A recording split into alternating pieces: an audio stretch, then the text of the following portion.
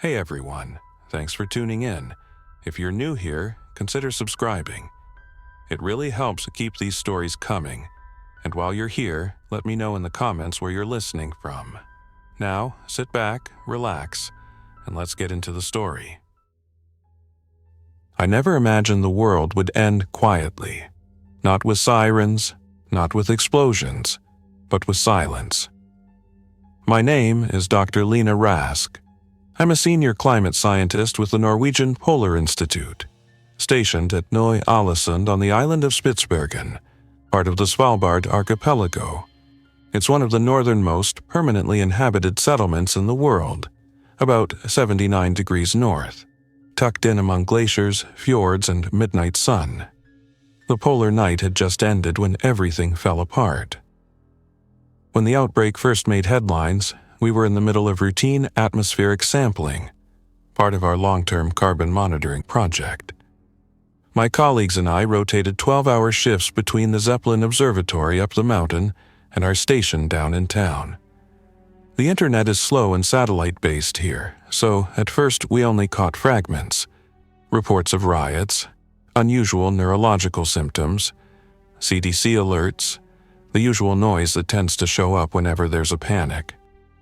We thought it would blow over. It always did. At first, it was just me, Mads the engineer, Alice the microbiologist, Daniel from logistics, and Katrin, our medic. A small winter crew, the rest of the summer personnel had already gone home. There were a few other research groups in town, Germans, Chinese, some Swedes, but everyone mostly kept to their own building complexes. Ny-Ålesund looks like something out of a postcard. Painted wooden buildings, gravel paths, snowmobiles instead of cars. The old coal mining rail line still cuts through town, though it hasn't been used in decades. At this time of year, the sun was just starting to skim the horizon again after months of polar night. 2 weeks before our last scheduled resupply, we lost most of our external communications. At first, it was just the NOAA weather relay. Then the satellite uplink to the mainland. Even Iridium sat phones started failing. I'm trained to stay calm under stress, but the feeling in my gut wouldn't go away. Something was wrong. We checked our emergency VHF radio.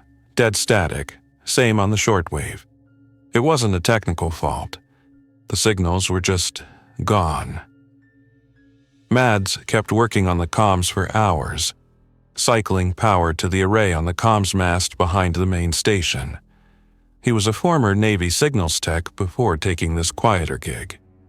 He muttered to himself while working, a mix of English and Danish, cursing the cold and the situation.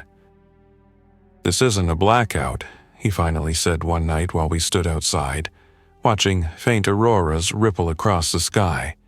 "It's a vacuum." I remember the look on Katrin's face when he said that. No flicker of surprise, just a quiet nod. She had already started inventorying our meds and rechecking the bio-isolation kits in the infirmary. Something had changed in her tone, too. She was German military before going into civilian med response work. She didn't panic easily. I didn't know it yet, but she'd already decided we weren't getting rescued.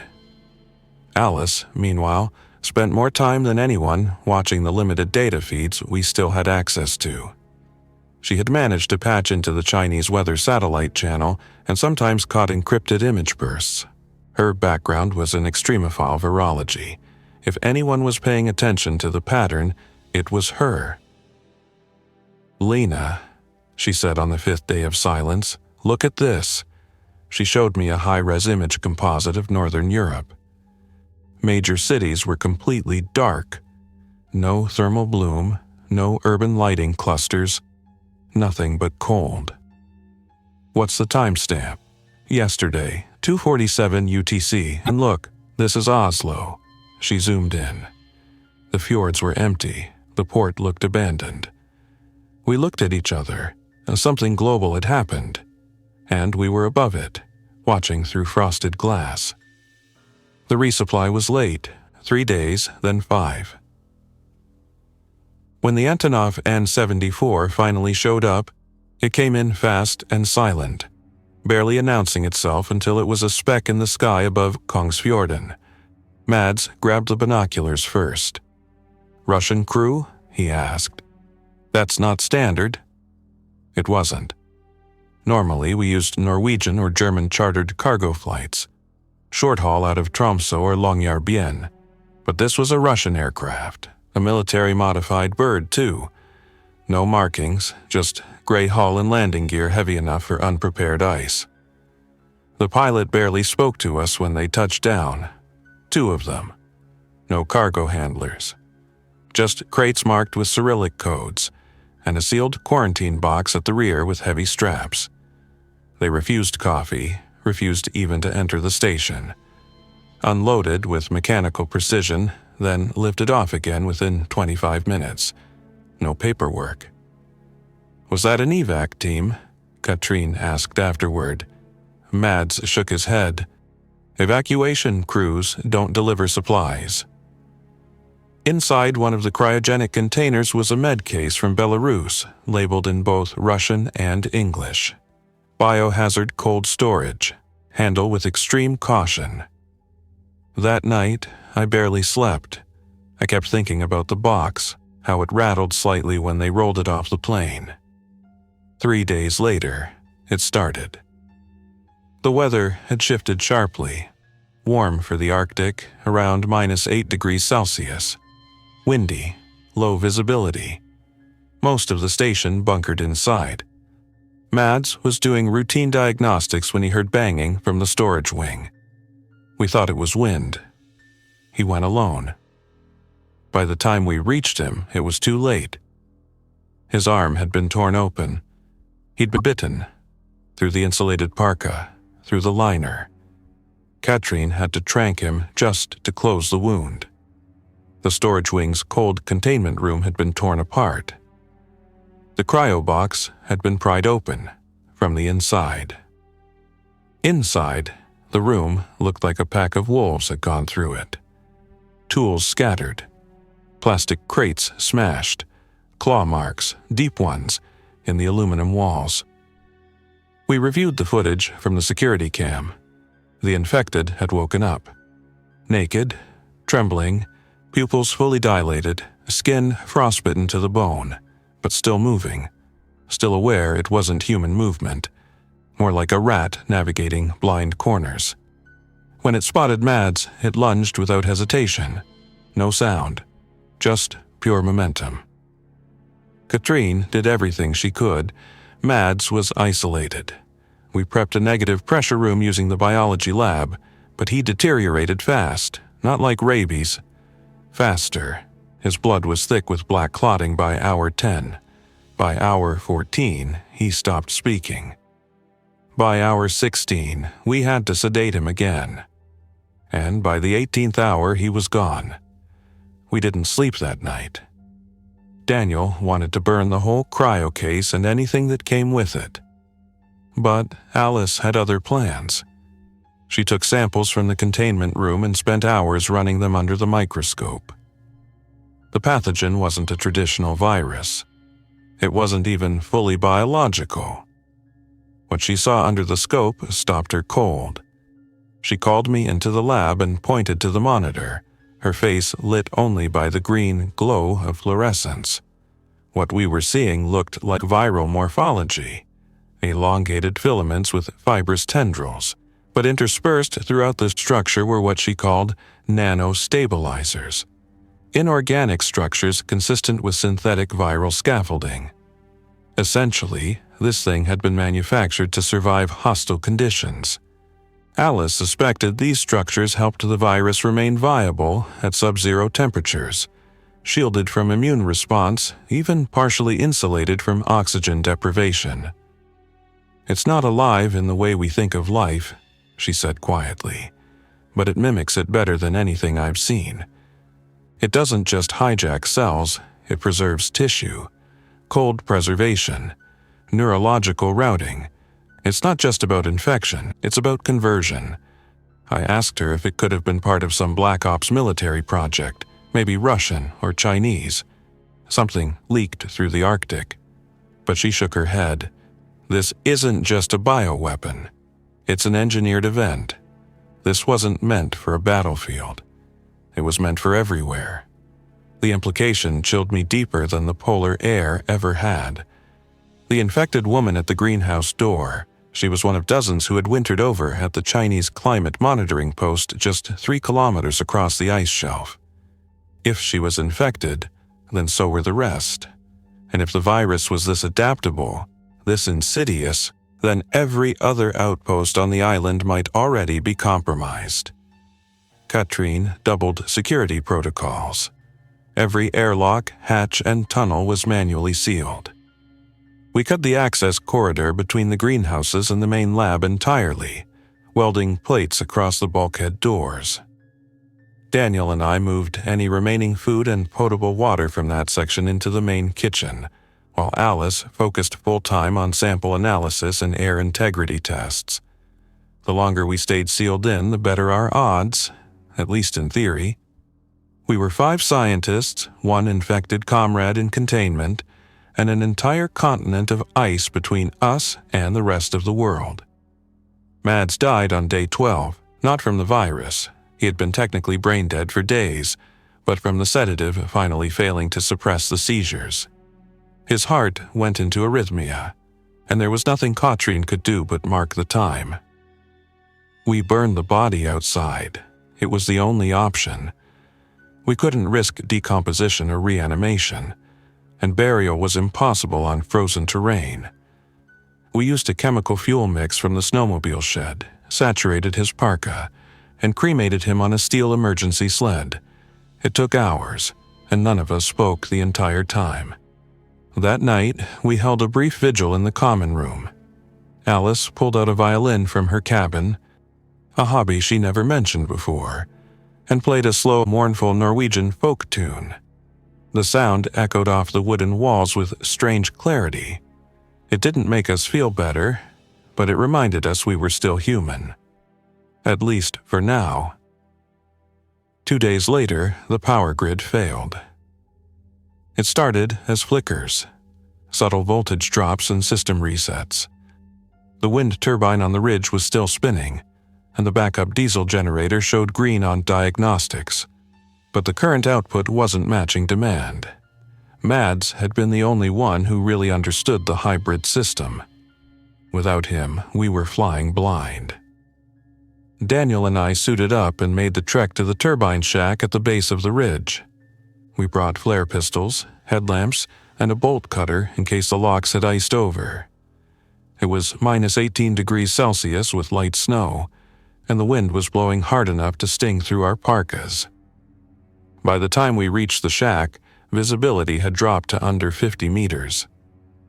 The turbine looked intact, no visible damage, no sign of sabotage or animal interference. But inside the control unit, the system was cycling between diagnostics and idle mode. Something was causing it to trip safety protocols. I crawled inside the panel and found claw marks near the conduit sheath. Daniel crouched next to me, pointing with his gloved hand. That's not from any Arctic fox. No, it wasn't. Something had been here. Something with hands. We returned to the station and switched to backup diesel for full power. Katrin wasn't pleased. We only had 2 months of fuel at full draw, less if the cold worsened. She pushed to implement strict rationing, and we agreed. From now on, 2 lights per room max, and all equipment charged only during designated generator hours. We also added internal locks to all doors. Alice's research began turning up something new, something terrifying. She'd managed to run protein synthesis simulations on the viral samples taken from the Chinese researchers' remains. What she found was that the pathogen expressed different surface proteins depending on the host's temperature exposure and neurological degradation. In layman's terms, the infected adapted to the environment. Faster movements in warmer zones. Slower in the cold, but more durable. Worse, the viral genome showed signs of memory retention. traces of behavior loops, subroutines. Alice suggested that long-term infected individuals may retain fragments of prior routines, route familiarity, object interaction, even problem-solving if it related to their pre-infection habits. "They don't just survive in the cold," she said, voice hollow. "They remember who they were. They learn how to move through the environment again. They're using instincts from old neural paths." If that were true, we were trapped with creatures slowly becoming better at hunting us.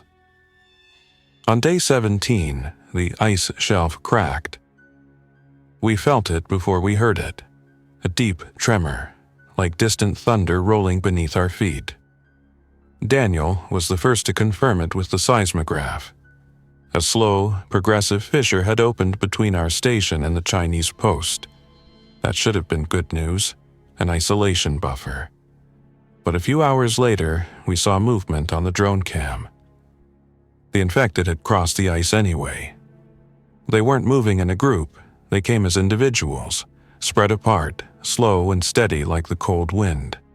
Some walked upright, some crawled on all fours. One was wearing a torn Arctic suit with a Norwegian flag patch. That meant the German station was compromised too. We shut down the drone before its battery failed and retreated to full lockdown. Everyone was on edge. We took shifts, 2 on watch, 2 on sleep, 1 on maintenance. The storm outside picked up again, and for 30 hours we could hear nothing but the wind howling across the station walls. That's when the scratching started.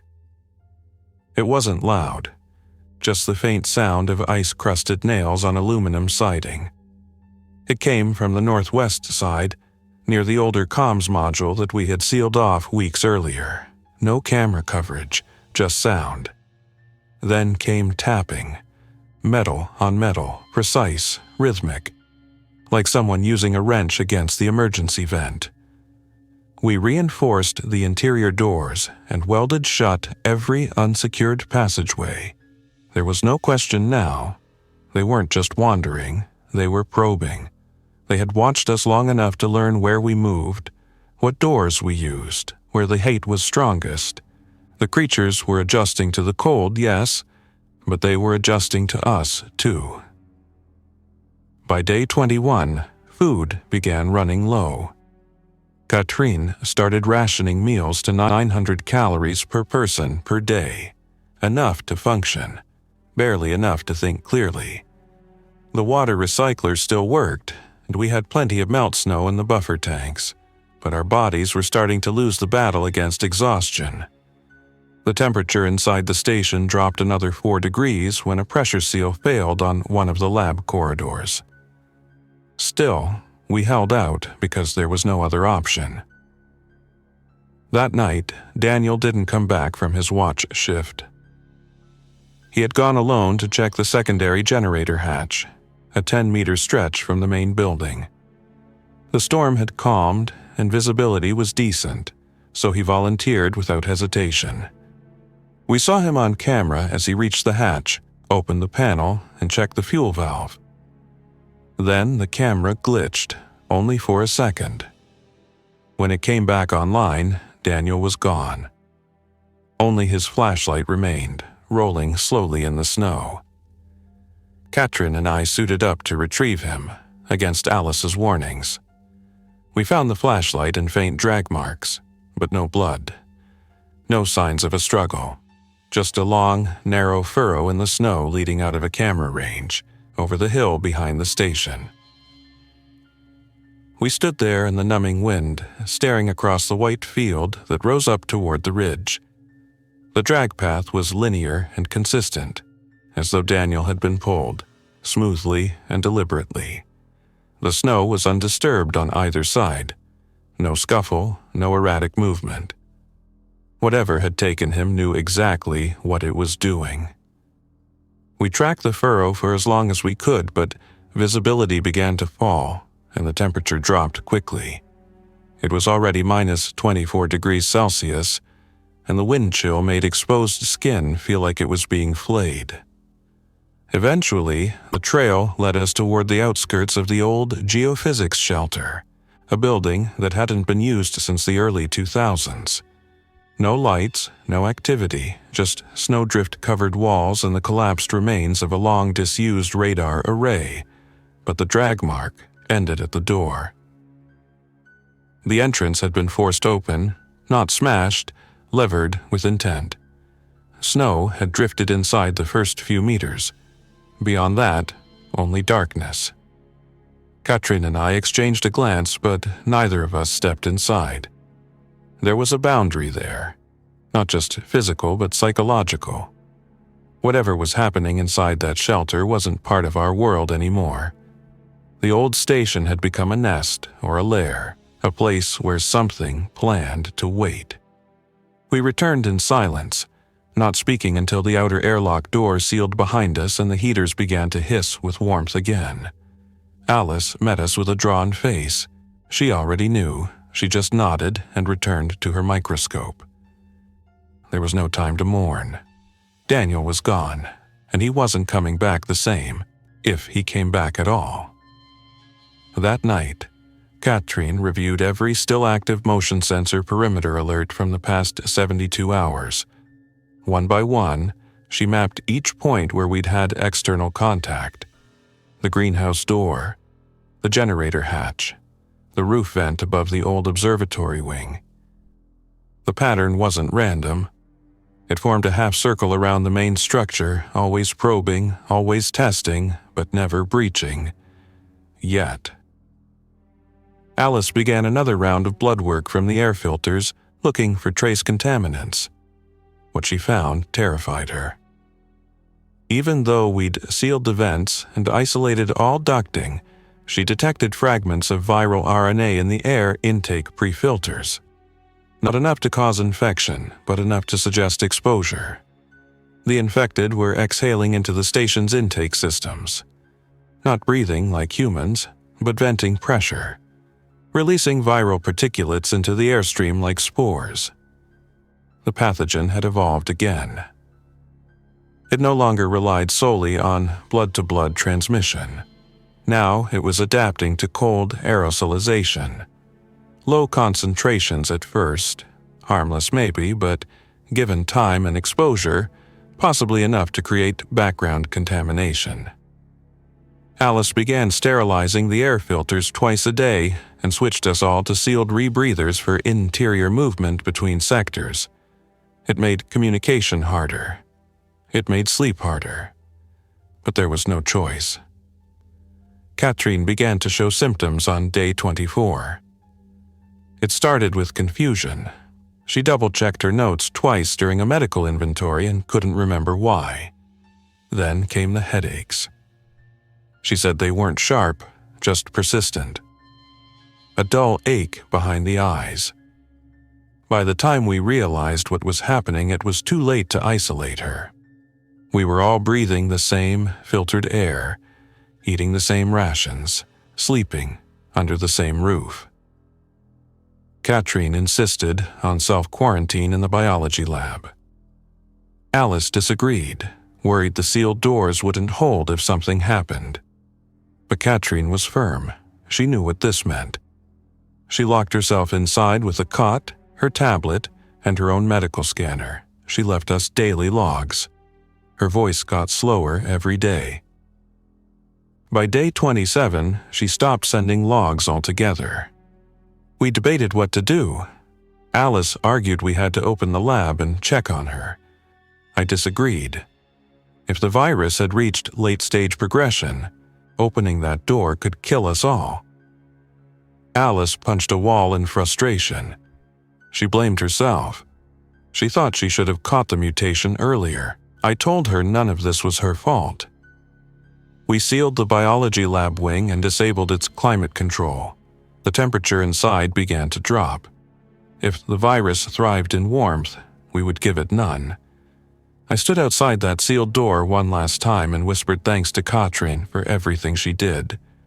Then I walked away. The next day, the generator stopped. Without Mads, Daniel, or Katrin, There was no one left trained to repair it. Alice and I spent 4 hours in the engine room trying to diagnose the failure. The control panel flashed a fuel intake fault, but the lines were clear. I checked the secondary lines. One had been severed from the outside. Claw marks again, deep ones. They were weakening the station, piece by piece, not through brute force, but through slow sabotage. Every day, a new weakness. Every night, a new sound. We dropped to battery backups, 2 weeks of stored power, assuming minimal load.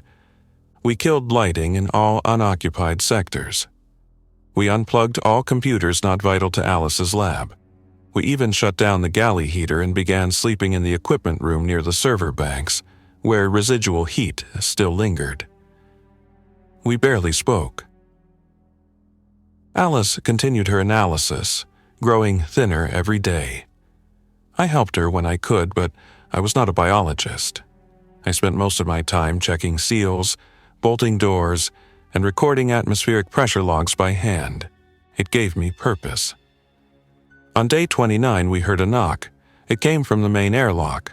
3 precise taps, then a pause, then 3 more. Alice and I sat frozen. It was not the sound of something wild. It was deliberate, timed, intentional. She moved first, checking the monitor feed.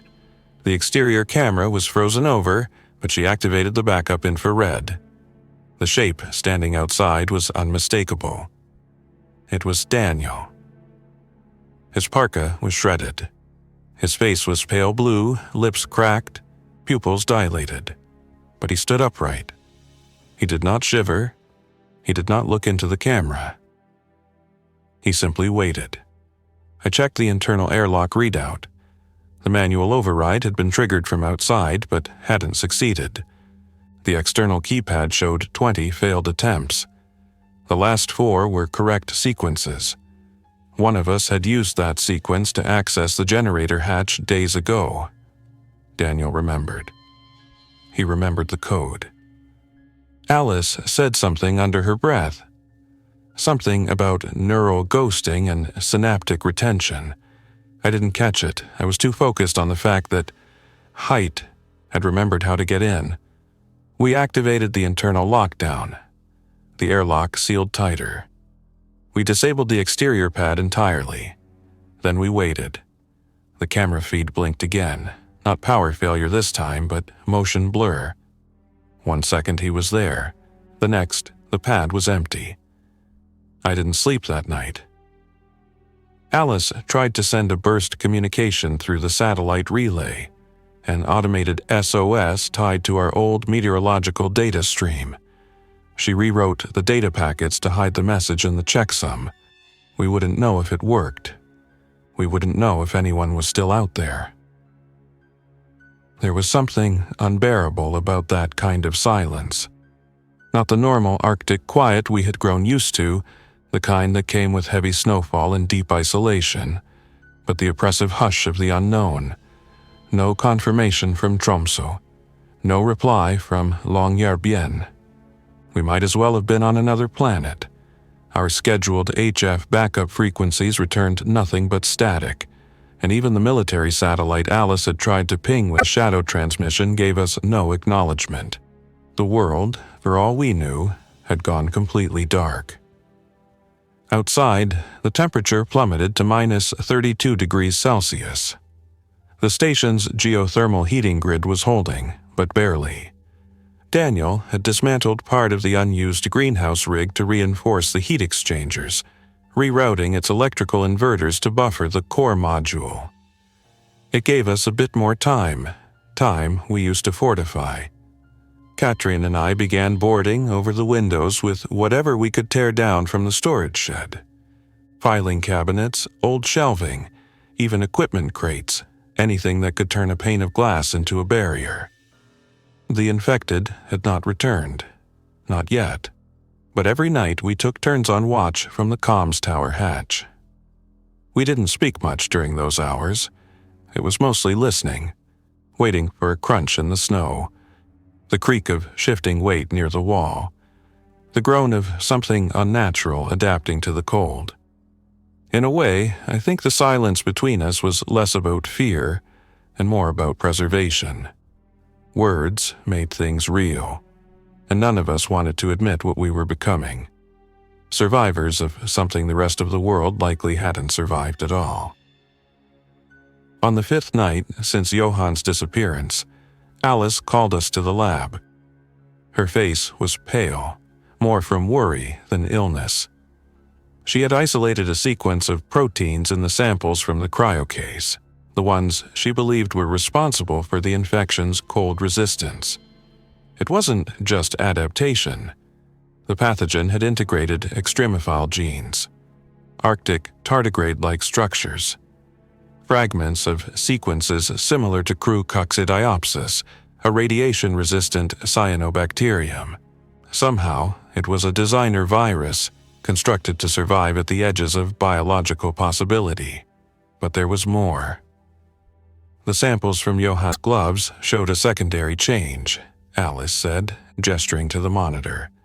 An enzymatic shift in the pathogen's outer membrane. It's reacting to something environmental, maybe the methane in the thawing permafrost, maybe solar radiation, but it's mutating again. Daniel leaned over her shoulder, eyes flicking across the spectrograph. You're saying it's getting stronger? No, I'm saying it's learning. We didn't have time to argue. Motion sensors tripped just after 3 o'clock. 2 external infrared cameras picked up movement beyond the meteorological tower. Distortions in the snow trail. 4 figures, low to the ground, barely upright. Their movement was unnervingly slow, almost deliberate, not stumbling like the initial infected. They moved like they were feeling their way through the ice, learning how to walk again. We shut down all exterior lights, killed every noise source inside the station. All of us huddled in the server corridor, the only part of the station without a window. The motion alerts continued for another 10 minutes, then stopped. Then started again, closer. And then, nothing. Morning light returned at 11:20, a pale gray bruised by high clouds and snow flurries. Katrin and I went to inspect the perimeter. What we found was worse than a breach. Near the generator outflow trench were drag marks. Not like Johann's, but clawed imprints in the snow and ice, indicating they'd stopped, pressed low to the ground, and then listened. The camera cables were cleanly severed, not yanked or broken by accident. Something had used a tool or claws with a precision that made my stomach turn. Back inside, Alice made a decision. She proposed we move the lab equipment into the old coal testing room in the west wing. Fully sealed, no windows, single point of entry. It would serve as a fallback if the main structure was compromised. We turned it into a second shelter, wiring 2 of the server racks to operate as environmental sensors and using emergency batteries from the rovers for backup power. The rest of the day was spent relocating the water filters and oxygen tanks from the glacial sampling sled. We weren't giving up on the main station yet, but none of us believed it would hold forever. The next night, we saw the figures again. This time, they didn't approach. They stayed just on the edge of the old drilling pads, watching. One of them knelt, and seemed to sift through the snow slowly, deliberately. I zoomed the camera until the image began to pixelate, but what I saw froze me more than the air ever could. It was Johann's jacket, torn and soaked, but recognizable. The thing wearing it no longer had a recognizable face. The skin was sloughing, frostbitten and bruised with a subdermal blackening. But the eyes, they were open, blinking even. Whatever cognitive remnants remained, it was watching us. Alice couldn't take it anymore. The idea of something knowing we were here was worse than the idea of being hunted by mindless creatures. She locked herself in the fallback lab and began rigging something from the onboard flame ionization detector used in carbon analysis. If they breach, she told us through the intercom. "We can overload the system. Burn the oxygen-rich air in that corridor. Make it an oven. It's all we have left." By the end of the 7th day, the situation deteriorated. The snowstorm hit. A full-blown Arctic blizzard with 70 kilometers per h winds and near-zero visibility. The infected disappeared again into the storm. The station creaked and groaned under the pressure. One of the outer corridors, the storage wing, lost integrity.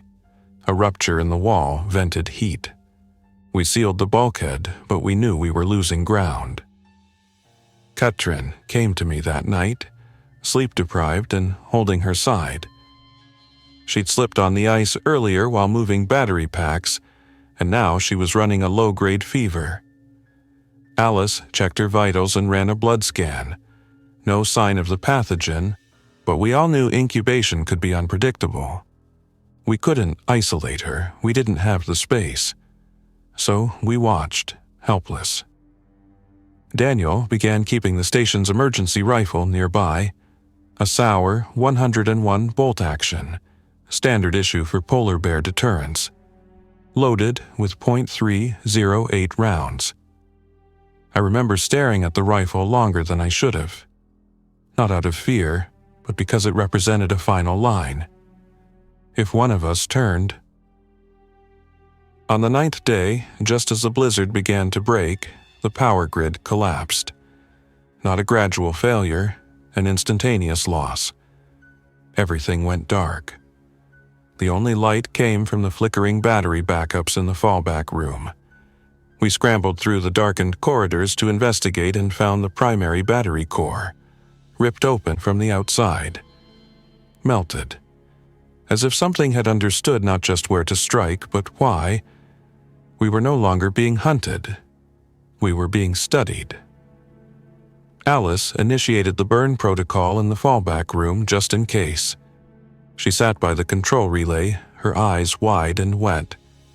"I'll trigger it if they come in through that hall," she whispered. "We'll light them up, but only if we're sure." That night was the longest of my life. We sat in darkness, weapons in hand, backs against the cold steel walls, listening to every creak and sigh of the Arctic wind. The infected never entered. They didn't need to. They had cut the lights, killed the heat, severed the cams.